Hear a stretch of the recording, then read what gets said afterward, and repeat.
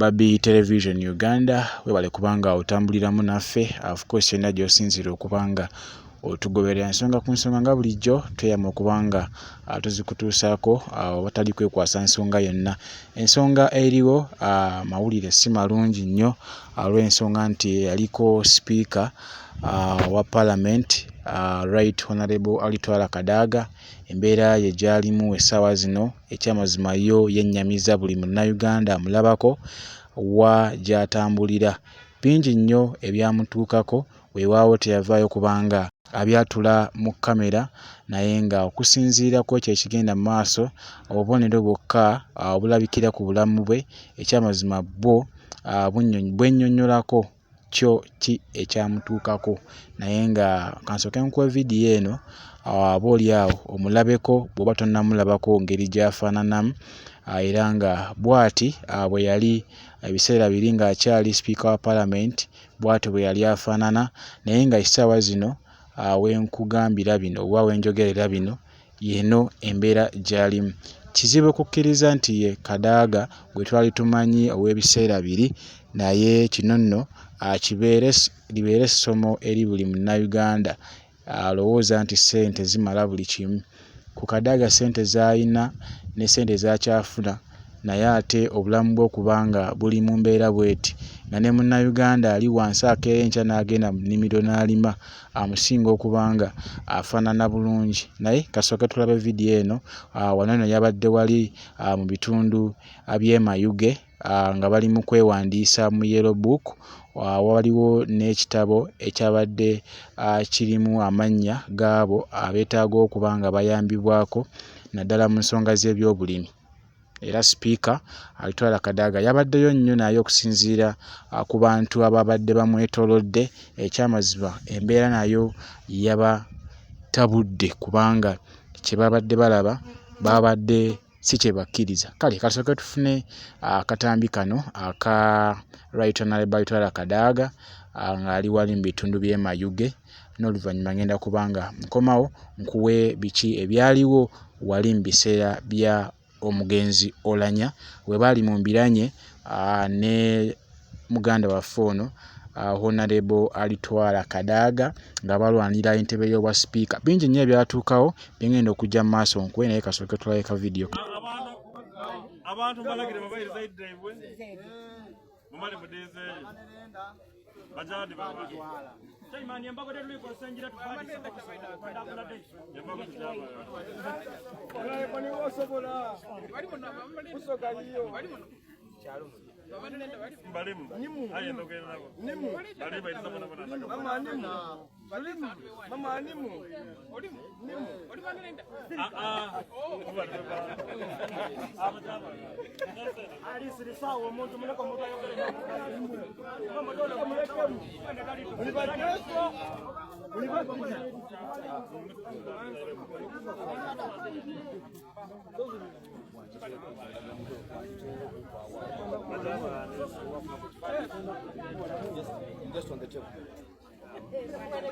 oyo nno ye Right Honorable Alitwala Kadaga, oyo former Speaker of Parliament, era nga yamalayo ebisanja ebisukka mu 2 gy'emyaka 10 n'okusobamu. Ye Prime Minister asookerwako mu Executive Cabinet era nga yalondeddwa omulundi ogwokubiri. Bwe yava ku ntebe y'obwa Speaker mu kulonda okwa 2021, ajjukira omugenzi Jacob Oulanyah ye yalya obwa Speaker, wabula mwalimu emivuyo mingi nnyo ne bye twawulirako nti ababaka baalya omusimbi omuyitirivu ennyo mu kiro ekyakeesa olunaku lw'okulonda. Baaweebwa ssente empitirivu okubanga bakuba akalulu bawe omugenzi Jacob Oulanyah okubeera Speaker awo mujja. Oluvannyuma lw'okubanga Kadaga yalemerako, jjukira nti baamumma kaadi ya NRM weewaawo teyasobola kunominatingibwa ku bwa sipiika wabula n'asalawo ajje independent era ne yeesimbawo okuvuganya ne Jacob Oulanyah. Wabula teyasobola kubanga amalako era byagenda okuggwa ng'omugenzi Jacob Oulanyah yalidde ekifo ky'obwa sipiika. After all waliwo kusika omuguwa kwa maanyi nnyo. President Museveni kye yakola kwe kuwa ekifo ky'obwa prime minister n'akiwa alitwala Kadaga era nga ne ku mulundi guno azzeemu n'amulonda omulundi ogwokubiri okubeera first prime minister mu executive cabinet.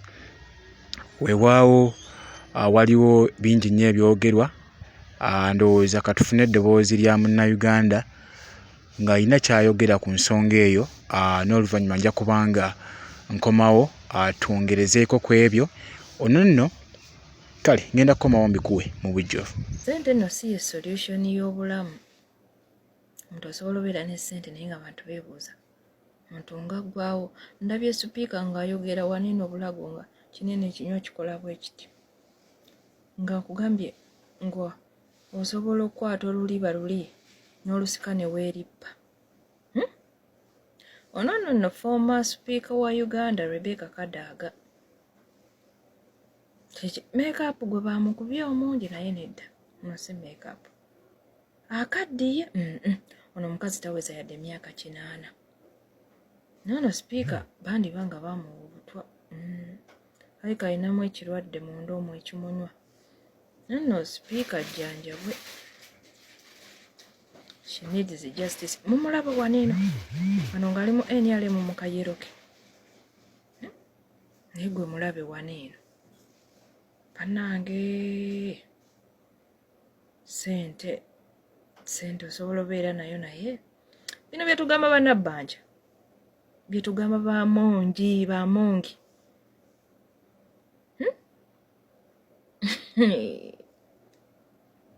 Oyo nno ye sipiika former waffe yali mukazi ngenza omulaba nengamba Mukama Katonda wajje tugenda. That's life. Era mmwe abawamba bannammwe ne mubatulugunya mwe muli bagagga nnyo manyanga mwamalayo mwe mufuga mwe muli gavumenti mwe musalawo tubatte tubaleke. Wuuno yeetaaga na ssaala. Ono yeetaaga ssaala. Nange omwavu kati mundaba sina yadde miliyoni 10 ku akawunti.